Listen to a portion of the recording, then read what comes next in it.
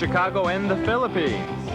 A comprehensive review of the week's special community events, featuring many exciting personalities, handled by the most professional Chicago Philippine Reports TV staff. Good afternoon and welcome to the Chicago Philippine Reports TV, still the #1 Filipino show in the Midwest. I'm Gurley Pascual. Welcome to our show. Today we have all the top stories from the Philippines. We also have what's happening in our own Filipino-American community of Chicago. We have interesting interviews led by our very own executive producer, Miss Veronica Layton. We have Bridget Cotero Carino. All these are coming up and more afterward from our sponsors. Please stay with us.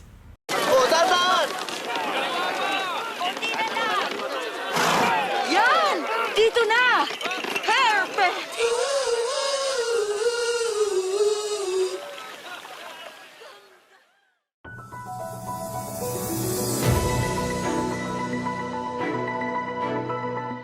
Raise your hands or vote. Voting 12-2, the House Committee on Suffrage postponed the Village and Youth Council elections scheduled on December 5, 2022. The panel instead wants to hold the election on the first Monday of December in 2023. Winners will serve for a 3-year term starting January 1, 2024, which means incumbents will stay on till their replacements are elected or they are removed for cause. The Progressive Bloc is opposing another postponement. Sa bahagi po ng Actitures Party List, kami po ay hindi pumapayag na ma-postpone pa dahil sa unang-una, ilang beses na nating ipinospone yung election, Mr. Chair, that tantamount to depriving the people of their right to vote. We oversteps the principle of making people choose for their representative in the barangay and SK election. Proponents of the bill justified the move, saying funds for the election can be used to help the poor and resuscitate the economy.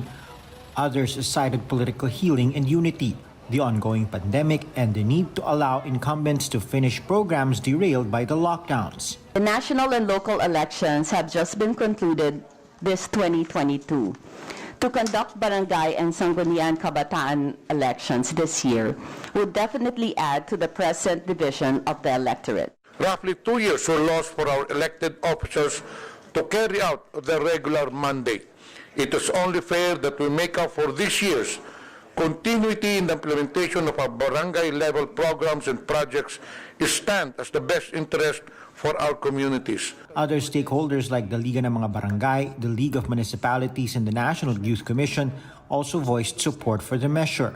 Una-una po, there is a continuity in government operations in barangay level. We would like also, as I have mentioned earlier, now to postpone the barangay and SK elections para po matupad din ang mga plan namin. But election watchdogs and the former Interior Undersecretary are against the proposed postponement.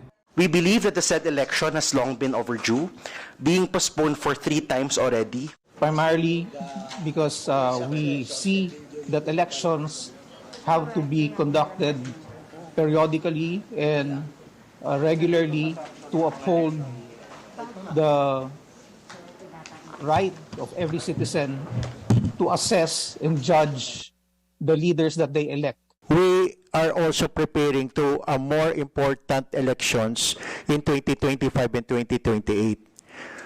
Many of your colleagues here in the House of Representatives have been wanting to prepare early for the 2025. The poll body expressed readiness to hold the election anytime so long as it doesn't affect their deliverables for the midterm election in 2025.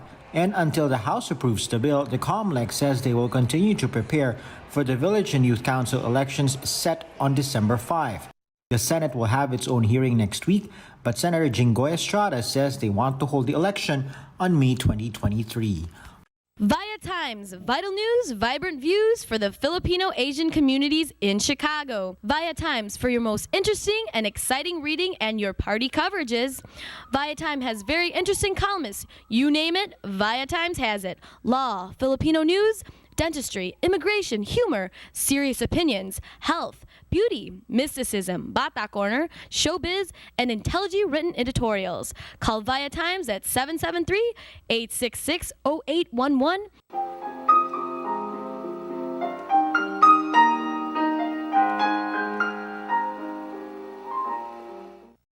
Magandang hapon po sa inyo lahat and welcome to Veronica's segment of the show. Today, we have a very interesting personality. He's really originally from abroad in Mexico, but we're doing the interview now while he's in California, and we'll be talking about a very interesting remittance company, which many Filipinos out there are very familiar with, as we send money back home to our loved ones. Help me welcome Mr. Gabriel Manjares. Did I pronounce it right? Manjares? Manjarres, yes. Manjares. Okay. Gabriel. Gabriel, welcome to our show. Gabriel is the CEO of the remittance company called Maxi Transfers. Did I say it right? That's correct. Thank you. Transfer. Okay. Welcome to our show, Gabriel. Okay. First thing, can you please tell our viewing audience about the Maxi Transfers LLC? Absolutely. And thank you, Veronica, for having me on, and thanks to your viewers for taking the time to see this. We're Maxi Transfer is a company that has been around for over 22 years. And what we do is we help all immigrant communities in the US send money back home to their loved ones. That's our one focus, and we've been doing it again for since early 2000. Okay. You've been in the business for more than 20 years, and you've been serving particularly what ethnic community for all the So up to now, we've been serving mostly the Latino communities in the US, and it's been a great adventure and a great trip, and to understand exactly what the immigrant communities need, and that's been our focus up to now. We've now opened our services to the Filipino and Vietnamese communities in the US to be able to send money back to their own homes, and we're using all the experience we have from our remittances to the Latino countries. How different is Maxi Transfers from comparable from other remittance companies that are existing right now in this country? So the most important part of the Maxi service is that we're trustworthy. This is the most critical transaction most immigrants will do in this country every month, which is to send money back home. That's why we're here in this country. I'm an immigrant myself, and we're here in this country to be able to help our families back home. With Maxi, it's a very personal service. So you're never going to have to deal with the app that the button didn't work and you don't know if the money went to your mom in Manila or it went to somebody in Nigeria, and you have no clue. And what do you do with that money, or what do you do with that transaction if it failed on the phone? We have a very close touch in-person service, and you go to one of thousands of agents that we have around the country, and you give them the money and you tell them exactly where you want it to go. You'll be given a receipt with all of the details, and there will never be any problem. We've sent tens of millions of transactions exactly that way, and it always works. So, okay, please tell us specifically what steps should we take? I myself is a sender, a regular sender back home, and I want to know, I'm interested in knowing what steps do we have to take if we're going to be one of your customers? Absolutely. So first thing you do is you call our 800 number. It's 866-216-2852. I'll repeat it, 866-216-2852. And you just tell them where you are. And the person on the phone will tell you where the nearest Maxi agent is. And agent locations are, normally it's just stores where we go to buy the goods from our country. So in my case, I like, Mexican chicharrones. So I go to a store where they have Mexican chicharrones, and I can send money right there. There will be a counter and the counter will take your cash or debit card, and you just tell them exactly where you want to send it. Typically, if you're not an existing Maxi customer, the whole transaction will take about 2 minutes. If you're already an existing Maxi customer, it'll take about 30 seconds to do the transaction. And you just give them the dollars, you tell them exactly how much money you want to send back home, and there's a very small fee in order to send the money, and you're done. You will get an immediate text. Okay. Small fee. How much is the fee? It's about $10. $10. No matter what amount. Up to $1,000. Okay, so well, let us. You just opened the Philippine market in the Vietnamese market, right? Yes. Do you have Filipino workers that can work with the Filipinos, for example? Not yet. So some of your viewers are interested in working with Maxi. We're happy to take resumes. Okay. What are the qualifications? We want people that can be out in the street helping us to sign up these marketplaces that I was talking about. So inside the Filipino and the Vietnamese communities, what we're looking for are people that know the community and can go in and help us sign them up and set up our system. And the market owner or the store owner gets a commission from every remittance. I think they work on commissions then. Okay. It's half and half. So as the currency exchange fluctuates from time to time, the exchange rate would be based on the current exchange rate, right? Yes, we change the currency exchange. It gets changed daily, so it depends on what it is. Yes, and we're very competitive. We don't take any advantage on the currency exchange at all, ever. So that's like currency exchange of pesos. Oh, we also have pesos in the Philippines. I know. Pesos versus dollars, or dollars versus pesos, right? Yes, correct. What is the currency name of in Vietnamese? It's a dong. Okay, very good. And now, when did you open the Philippine market? It's only been a month. It's only been a month. Yeah. Wow. And we're already starting transactions. We're very excited.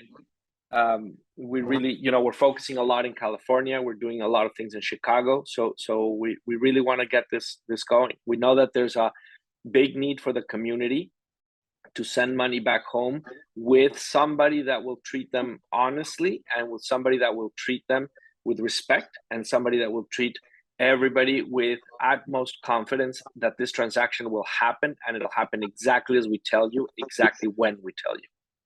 We Filipinos are the perfect market for this business, because we love sending money to our loved ones in the Philippines. But what the first thing that I know that they would like to know is how competitive are you with the other existing remittance companies? You will find us to be as competitive or more than any other, because we want to earn your business. So we're going to be very aggressive, and we really want you to see who we are. And like any newcomer into the business, we need to prove ourselves to the customer. You don't have to take my word for it. You need to go out there and try it and prove it. So we will be aggressive, and we want to make sure that we get to the market and that people see how we serve them and how well things work with us. It's a very competitive rate, and it'll be a very competitive fee for us, and we will always be there for you. So there will be no app transaction that gets stuck somewhere in the internet. This is very much an in-person transaction, and we will always answer the phone and always be there for you.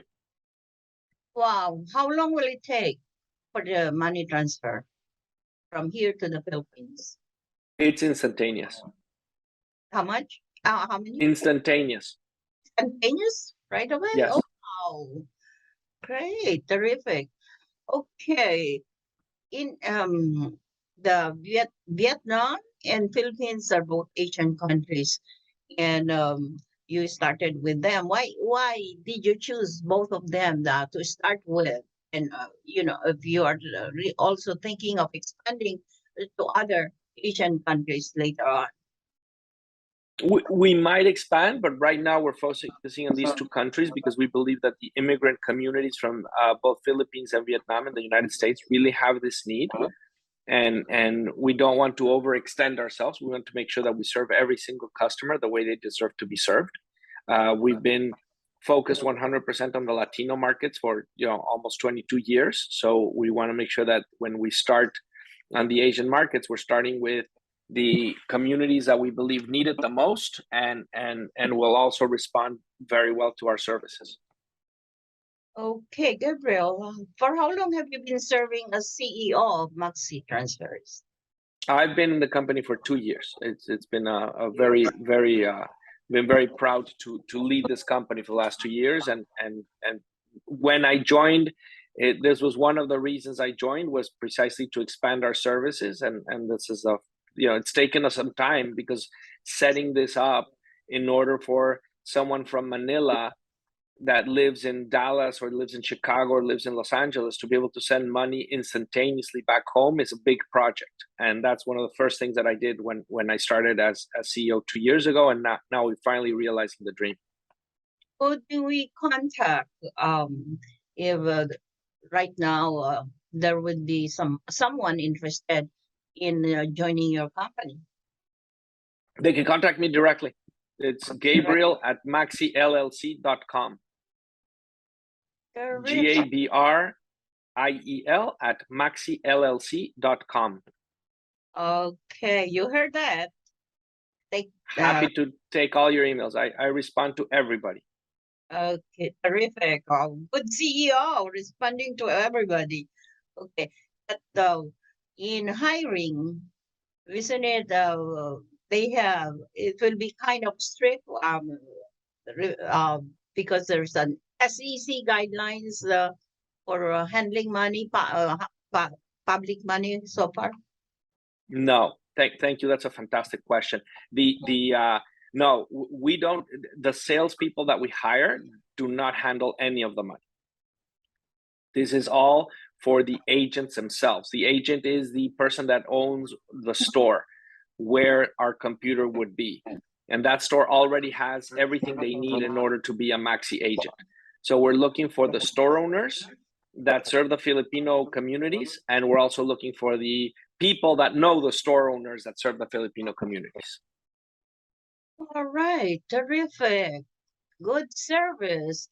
So, have you been in financial business ever since? For how many years now? Yes, I've been in financial services for many years. I used to work for Bank of America, leading and helping with all of their sort of all the immigrant communities in the U.S. Through Bank of America, and now I'm working with helping make sure that these immigrant communities can, we can send money back home, which is it's the most important thing we do. Leaving our home country is very, very hard. And we do it to give our families back home a better life. And so typically immigrants will send back about a third of their income, which is an incredible amount of money. And at Maxi, we're very, very proud that every single dollar that gets sent gets there, and it gets there quickly, and it gets there at a fair price. Great, terrific. Also, by advertising in Viatimes and Cprtv, you can reach out to many of our people out there. So Will do. Okay, thank you so much, Gabriel, for Mr. Gabriel Manjares. And thank you so much for gracing our show today. We learned so much about the Maxi Transfers LLC. It sounds like a very good remittance company to be sending money to the Philippines, right, mga kababayan? All right. Thank you, So Veronica. It's been fantastic. thank you for gracing our show for questions. We will get in touch with you. Please do. Okay. And thank you for gracing our show. Bye. And Bye-bye. Dos.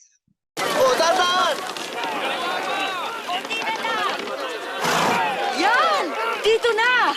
Perfect!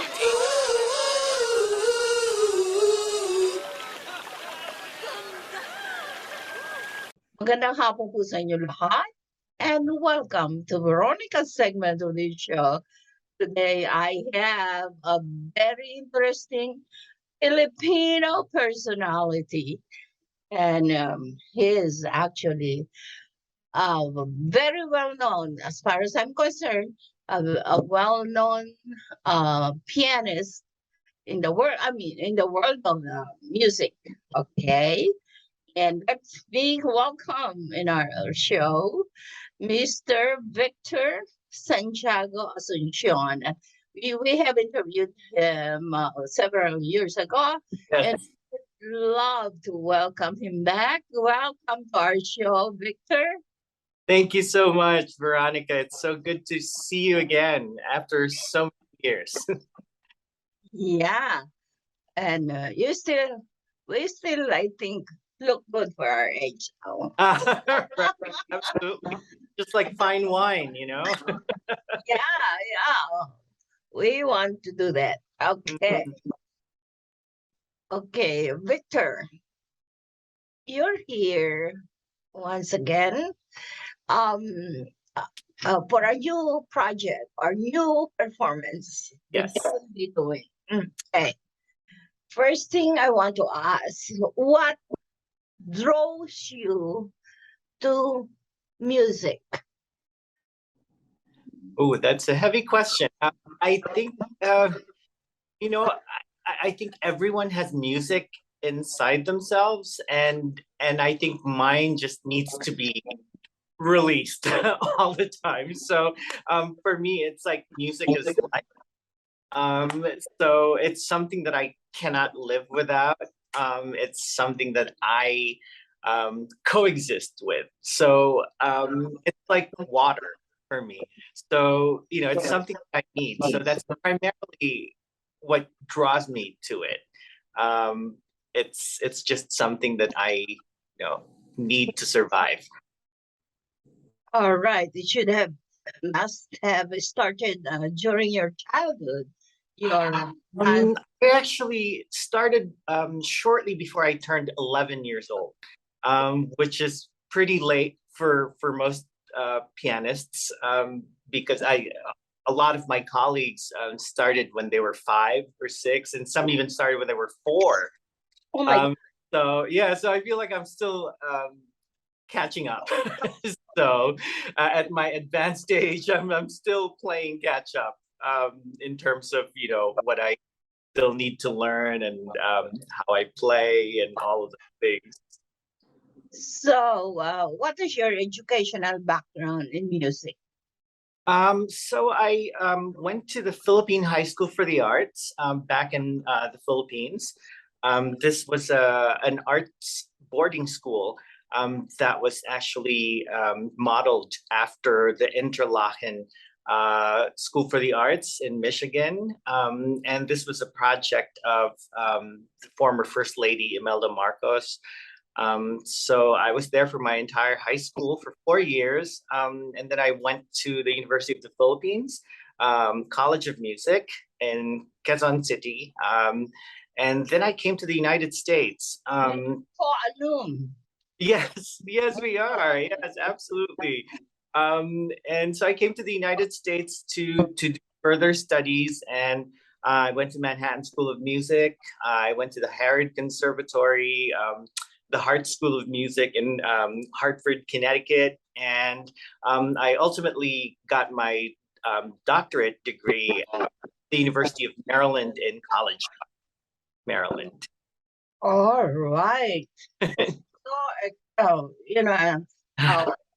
I'm really so proud of you. So thank impressive.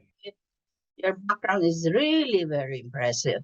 And, well, I know that is your world now. So, but how did you connect to the new Philharmonic and Maestro Mosprat? So Maestro Kirk Musprat reached out to me when the great cellist Lynn Harrell passed away.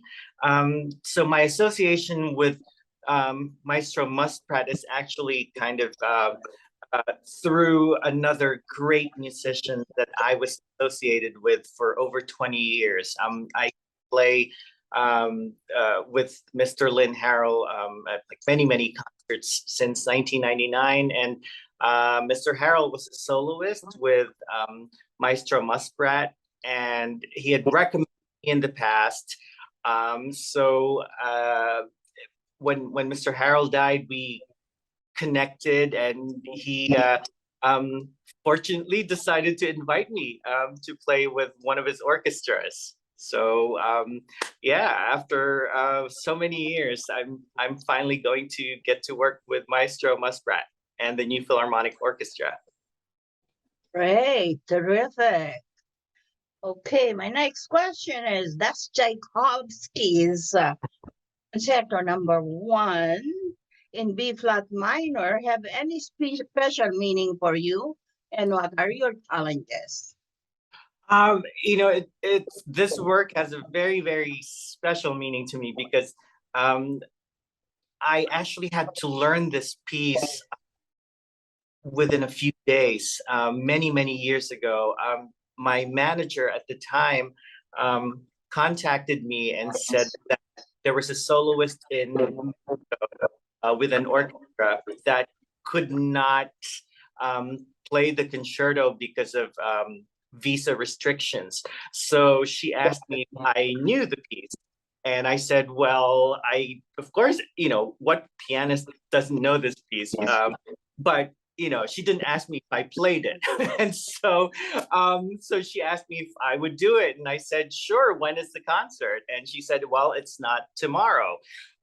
So a week later, I was in Mexico City playing the concerto, which, literally had to learn over 3 days, and then fly to Mexico and perform it with the Mexico City Orchestra, and kind of do a tour of the country with it. So yeah, it holds a very special meaning to me because of the kind of like the insanity surrounding my learning the piece. So I've played it many times since, but the first time, you always remember it. So that's how I got to know this concerto many years ago.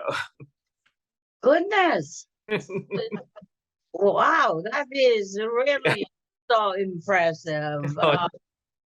And that was, instantly you can just play it like, wow. Really superior. Thank you. And, my next question is there anything in particular you want the audience to take away from your performance? Well, I think, every time I perform, my aim is usually to be able to touch at least one person, like emotionally, and hopefully inspire them, make their day, and make them feel great. And if I do that, if I manage to do that, at least just one person, then I would have succeeded. So that's really the takeaway that I always want for people to have whenever I perform. It's just sharing the joy of music. At least one person? At least one person. Yes. Yes. Wow, I bet you really impressed or touched everyone's heart that hears your music. Oh, I hope so. I think so. I think so. That to invite me again to one of your performances. Oh, I would love to actually, yeah. And I actually wanted to talk about a foundation, a nonprofit. Music Foundation. Yeah, Very interesting, and you have to talk about it now. And absolutely. So Phil Music Foundation stands for Filipino American, of course, for those who don't know the nickname. So I founded it in 2018. And it's a nonprofit. We're a 501c3 and incorporated in Illinois. We aim to promote classical musicians of Filipino descent. And the reason behind that is because in classical music, you very rarely see or hear Filipino representation. We are around, we are members of great orchestras, we're faculty at great universities, and, we perform all over the world. And yet we are not properly represented, unlike other Asian citizenship. Like you frequently hear about Japanese violinists and Chinese pianists and South Korean cellists, but you very rarely hear of Filipino, classical musicians. In fact, I can only think of really one person that kind of reached that sense of like recognizability. I don't know if you've heard of Cecile Licad, and she was a protege of Imelda Marcos. And so, I feel like by having this foundation and kind of like discovering all the Filipino American classical musicians that are out there and kind of like rounding them up and presenting them in performances and also helping them out with scholarships, then we can have a more proper representation in the field of classical music. And it's also my way of giving back because when I first came to America, I had absolutely no connections, and a bunch of strangers basically helped me fulfill my dreams, like, finishing my school and being able to perform everywhere. So I got a lot of help from people that have now become my family. And so this foundation is a means of giving back and just kind of helping along the young artists of Filipino descent that are coming up and helping them get started with their careers. So that's it in a nutshell. okay, Victor, you have founded this organization Yeah. in 2018. Yeah. And so far, that's a few years ago. How are you doing? Have you has the organization been affected by COVID, or Yeah. it's going on? And how many films have you touched? So we were lucky that back in 2018 we got a running start. We had real support from my board. They're all Filipinos, of course, with one exception, an American pianist who I count as a really, really great friend. And we were able to present a series of concerts in New York City at the Philippine Consulate on Fifth Avenue. And we were able to identify, at this point, we've been able to identify at least 12 Filipino American classical musicians. And we've helped them by presenting them in performances, and then also helping them with some financial assistance, like when they wanted to go to a music festival or when they needed their instruments to be repaired, or when they needed to have a private lesson with someone well known. And you mentioned COVID, and our last big event was in New York City at the home of Consul General Cristobal at the time. This was in 2020 in February. And we had a very successful fundraiser at his home. And we were supposed to culminate that year with a performance in Carnegie Hall. And of course, the pandemic put an end to all of that. But I sort of started thinking out of the box and decided that concerts didn't really have to stop. So I found a venue here in Evanston, an outdoor venue, and we basically continued presenting performances. And we looked at and basically sourced within locally. So I was able to invite my friends who are members of the Chicago Symphony, members of the Chicago Lyric Orchestra, and Milwaukee Symphony, and a lot of other musicians that are based in Chicago. And we kept performing outdoors. So yeah, I mean, it put an end to our, like we had so many other concerts planned in California and Europe and all of these places.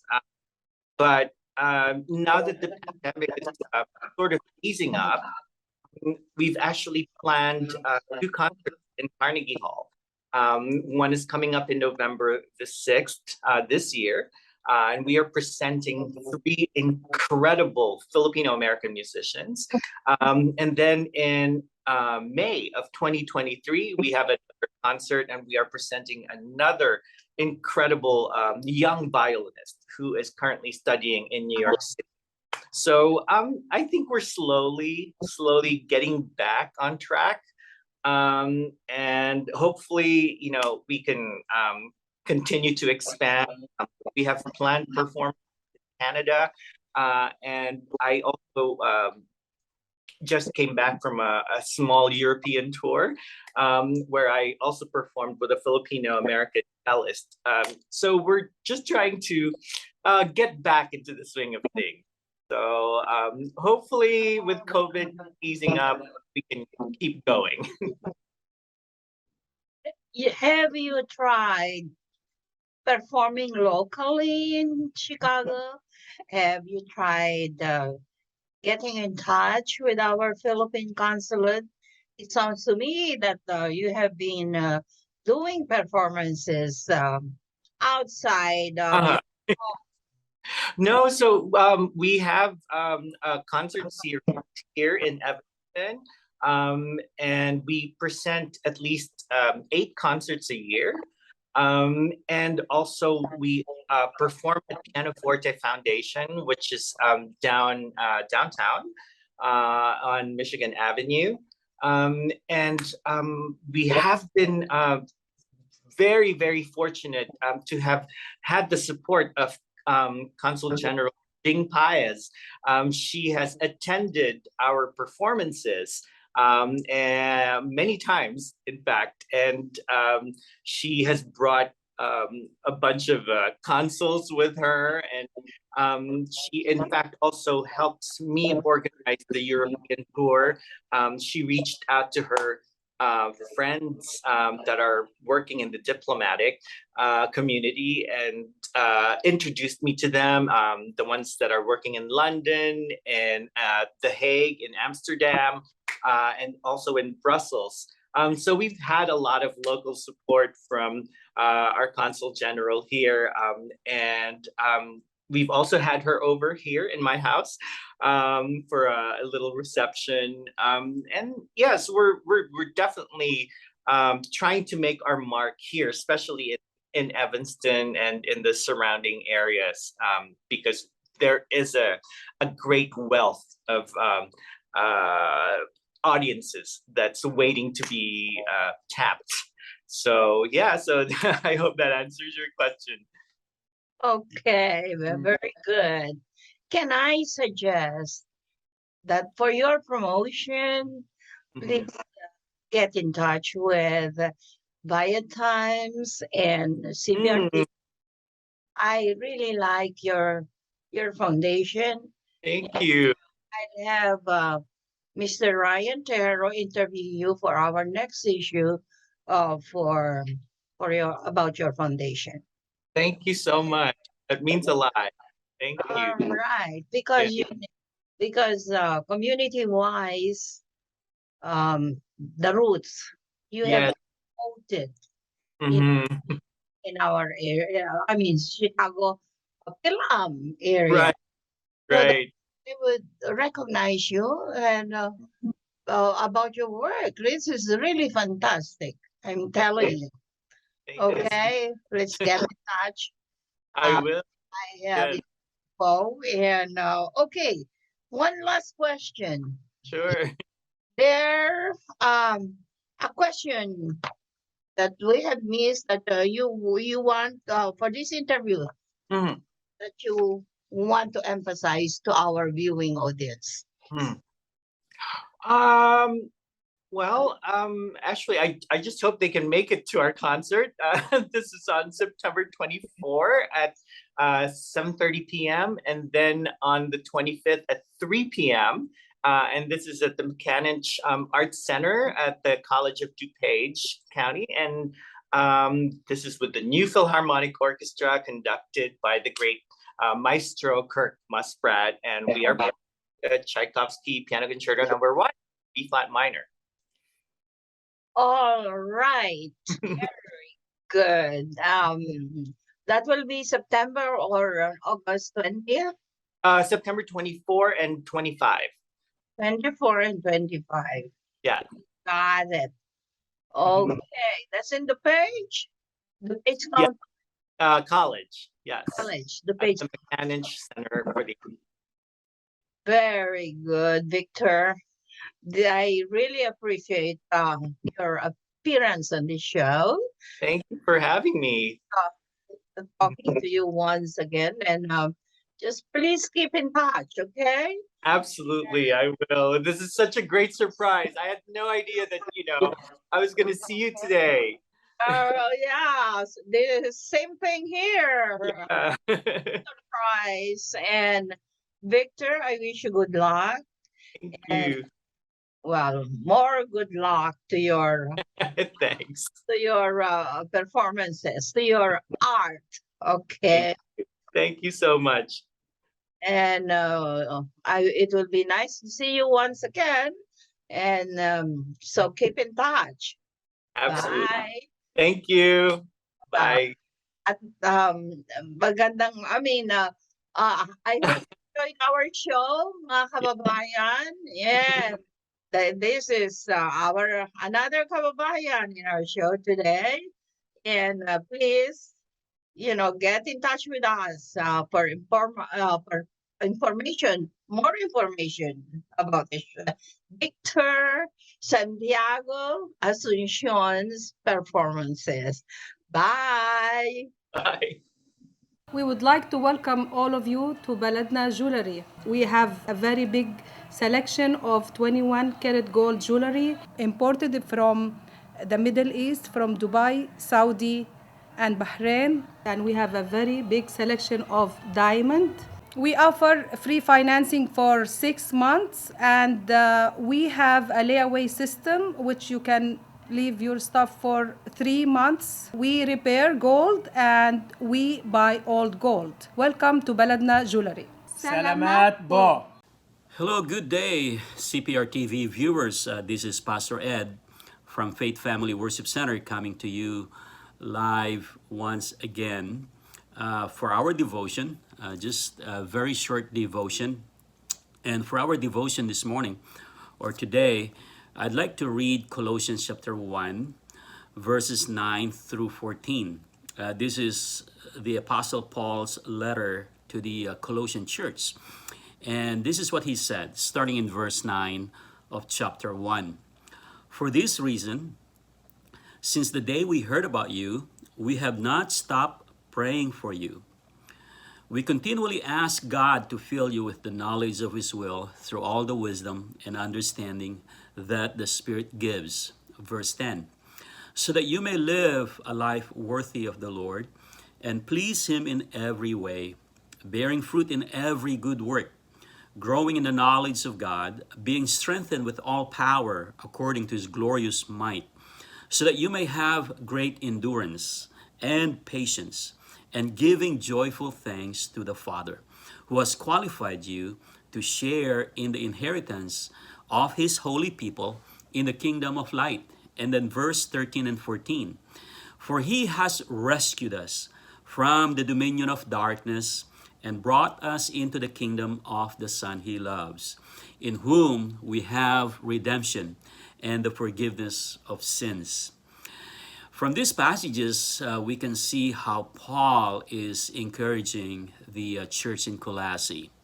The church in Colossae was experiencing some real threats from the so-called Gnostics, false teachers who claim that there is more than one way, there is more than one truth, and that Jesus is just one of the emanations from God, that He's not sufficient, that there's got to be another way to God other than the Lord Jesus. And the Gnostics are also claiming that you have to have a special knowledge. You have to belong to a secret society, and you have to have inner knowledge before you can be one with God, or before you can have salvation. And so Paul wrote this letter to the Colossian church, first of all, to encourage them and also to warn them about these false teachings that had pervaded in the church. And so Paul started with just words of encouragement from verse 9, and verse 10, he affirmed their faith and their love towards one another. And if you will notice what Paul said, he said, for this reason, since the day we heard about you, we have not stopped praying for you. Paul understood the threats that the Colossian church was in because of the false teachings and false teachers in their midst. And so he said, I have not stopped praying for you. And we continually ask God to fill you with the knowledge of His will through all the wisdom and understanding that the Spirit gives. So Paul was praying for wisdom and knowledge to be upon the church, so that they will not be swayed by false doctrines. And then he said, so that you may live a life worthy of the Lord and please Him in every way, bearing fruit in every good work, growing in the knowledge of God, and being strengthened with all power according to His glorious might, so that you may have great endurance and patience, and giving joyful thanks to the Father who has qualified us, or qualified you to share in the inheritance of His holy people in the kingdom of light. So this is really a very powerful prayer, an encouraging prayer for the Colossian church. And he reminded them about how God has rescued them from the dominion of darkness in verse 13 and brought them into the kingdom of the Son He loves, in whom we have redemption and the forgiveness of sins. So from the get-go, from the very beginning, Paul mentioned about their salvation in Christ, and how their salvation in Christ has moved them from the dominion of darkness into the kingdom of the Son He loves. There are only two kingdoms, and we either belong to one or the other, the kingdom of darkness or the kingdom of light. And the way to enter the kingdom of light is by faith, trusting in Jesus, believing in the finished work of the cross, and just accepting Him into your life, and repenting from your sins, and surrendering everything to the Lord Jesus, making Him Lord and Master of your life. That's the way to enter the kingdom of light, the kingdom of the Lord Jesus Christ. And so, my brothers and sisters, I just want to encourage you with these words. I pray that the Lord will open our eyes, fill us with spiritual wisdom and knowledge and understanding, so that we may know that Jesus is sufficient, that in Jesus we are complete in Him, and that Jesus is the way, the truth, and the life, and no one can go to the Father except through Him. God bless you, and I'll see you next time.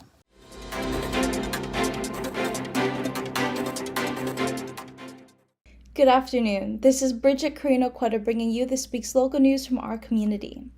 Auto racing is the traditional daytime entertainment of the last weekend of the Illinois State Fair, starting with the 89th scheduled appearance of open-wheel championship machines, now known as the Silver Crown Cars of the United States Auto Club. The annual Bettenhausen 100, presented by Might Extreme, takes place on Saturday, August 20th, on the world's fastest one-mile dirt track in Springfield, Illinois. The 2022 Bettenhausen 100, the 62nd scheduled and 59th actual running, is the 9th round of the 2022 USAC Silver Crown National Championship, and follows a run the night before on the pavement of Worldwide Technology Raceway, just 90 minutes away. In an unusual twist, the Bettenhausen is just one of two Silver Crown contests on a traditional dirt mile and the only daytime event on the schedule. The head of the Internal Revenue Service said that the tax collecting agency will absolutely not use $80 billion in new funding to step up audits of low and middle income Americans. IRS Commissioner Charles Rettig tried to reassure the U.S. Senate in a recent letter about the 87,000 new agents who will be hired as part of the so-called Inflation Reduction Act. The legislation includes $45.6 billion for enforcement-related funds, which makes up more than half of the appropriations. The resources in the reconciliation package will get us back to historical norms in areas of challenge for the agency, large corporate and global high net worth taxpayers, as well as new areas like pass-through entities and multinational taxpayers with international tax issues, where we need sophisticated, specialized teams in place that are able to unpack complex structures and identify noncompliance, Rettig wrote in the letter. The Illinois Conservation Foundation has announced the recipients of its 2022 Conservation Achievement Scholarships. Allison Klebstein of Vernon Hills, Tanner Spencer of Rushville, Will Jenkins of Raymond, and William Weber of Flanagan will each receive $2,000 to apply toward specified college expenses. All four have graduated from high school and will begin their freshman year of college. Supporting this up-and-coming class of dedicated young conservation advocates is what the Conservation Achievement Scholarship Program is all about, said Colleen Callahan, chair of the ICF Board of Directors and director of the Illinois Department of Natural Resources. Thanks to generous donors to the Illinois Conservation Foundation, we are proud to support the academic and conservation stewardship pursuits of four deserving and outstanding young people this year. Cook County Board President Tony Preckwinkle was joined by Cook County Commissioners Brandon Johnson, Dennis Deere, Frank Aguilar, Alma Anaya, and Bridget Dangan, and Avik Das, Executive Director of the Justice Advisory Council, to announce the recipients of the county's Gun Violence Prevention and Reduction Grant Awards. Over 75 representatives from the newly awarded organizations attended the inaugural convening to connect and discuss their work. This historic investment in violence prevention programming brings us closer to our goal of providing safe and thriving communities for all residents, said Cook County Board President Tony Preckwinkle. By leveraging federal funding, we are making the unprecedented investment needed to address the tragically high levels of gun violence we have seen in our county. Making services more widely available to residents in need will not just save lives, it will strengthen our communities that we have left vulnerable to gun violence. This investment will help prevent and reduce violence, but it will also help us heal and move beyond this crisis together as a community. The Illinois State Fair Grandstand hosted harness racing to kick off the 2022 Grandstand calendar on August 11th. Whether you're a horse racing enthusiast or you've never seen a race, this is the year to check out harness racing at the Illinois State Fair, where there's something for everyone. Any Illini fans out there? On Saturday, August 13th, the races will feature special guest Brian Barnhart, voice of Illini basketball and football. Barnhart will be sharing the scoop on what to expect from the Orange and Blue this season in between the first few races on Saturday. Additionally, we will be giving away Illini apparel in between races. Did you know Tampa Bay Buccaneer Devin White is a fan and supporter of Illini harness racing? On August 17th, we'll be giving away memorabilia autographed by the Super Bowl champ in between races. Our hope is that those who have never experienced harness racing at the fair will come out and enjoy these races and the ones that follow throughout the fair, said IDOA Director Jerry Costello. Admission into the harness races is free for fairgoers.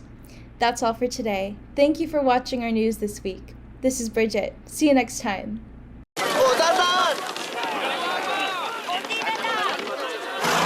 Yan! Dito na! Perfect!